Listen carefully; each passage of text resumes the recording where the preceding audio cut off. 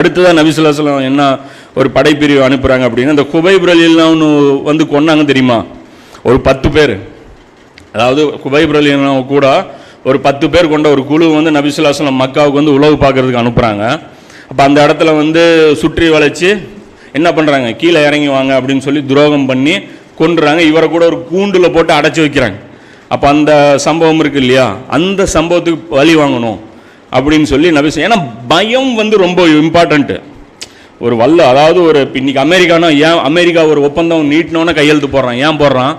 America மேலே அவ்வளோ பாசமா, புஷ் மேலே ட்ரம்ப் மேலே அவ்வளோ மரியாதை, அதெல்லாம் கிடையாது.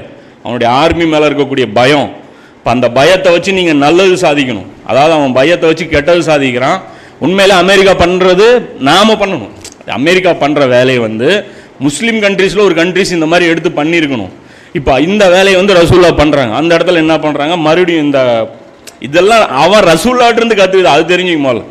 இது வந்து அவனே போர்டு போட்டுருக்கிறான், எனக்கு வந்து குரு இவர் தான், ரசூல்லா தான் வந்து எங்களுக்கு வந்து மிக சிறந்த சட்டங்களை கொடுத்தவர்னு சொல்லி அமெரிக்காவுடைய அந்த இதில் காங்கிரஸ்லேயோ இல்லை அந்த சுப்ரீம் கோர்ட்லேயோ நபி ஸல்லல்லாஹு அலைஹி வஸல்லம் ஒரு கல்வெட்டு வச்சுருக்கான்.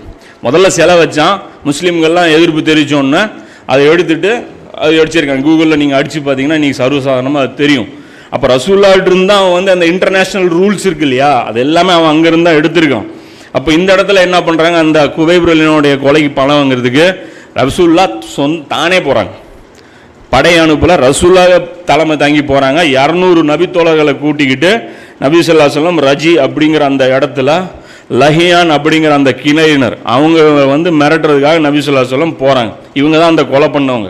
இப்போ ரசூல்லா போனவுடனே அவங்க என்ன பண்ணிடுறாங்க அப்படின்னா, இவங்க ஓடிடுறாங்க, இந்த இடத்த விட்டு ஓடிடுறாங்க. நபி ஸல்லல்லாஹு அலைஹி வஸல்லம் என்ன பண்ணுறாங்க, அந்த இடத்துக்கு போய், அதாவது அந்த கொல்லப்பட்ட அந்த மலை இருந்தது இல்லையா, மலைக்கு வாசலில் வச்சு தானே கொன்னாங்க, அப்படியே அவங்க ஜனாசா தொழுகை வந்து நடத்தப்படல, அந்த பாடிகள் வந்து அடக்கம் செய்யப்படல, அப்படியே தான் விட்டுட்டு வர்றாங்க. அப்போ அந்த இடத்துல ரசூல்லா போய் அவங்களுக்காக துவா செய்கிறாங்க. இந்த 10 நோய் தோழர்களுக்காக நபி ஸல்லல்லாஹு அலைஹி வஸல்லம் அந்த இடத்துல போய் துவா செஞ்சாங்க. அப்போ அந்த இடத்துல போய் ரசூல்லா என்ன பண்ணுறாங்க, 2 நாள் அந்த சரௌண்டிங்கில் தங்குறாங்க.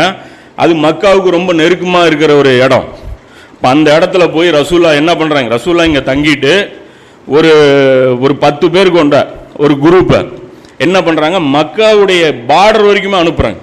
அதாவது நான் வந்திருக்கேன் போய் சொல்லு அப்படின்னு மிரட்டுறாங்க.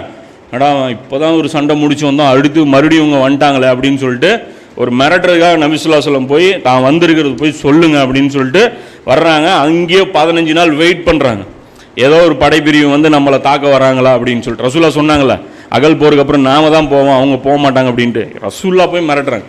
அப்போ அந்த இடத்துல போகிறாங்க. அவங்களுக்கு அந்த அளவுக்கு தைரியம் இல்லாமல் போயிடுச்சு, அவங்க வலுவிழந்து அந்த நேரத்தில் போயிடுறாங்க. அடுத்தது இது ஒரு படைப்பிரிவு.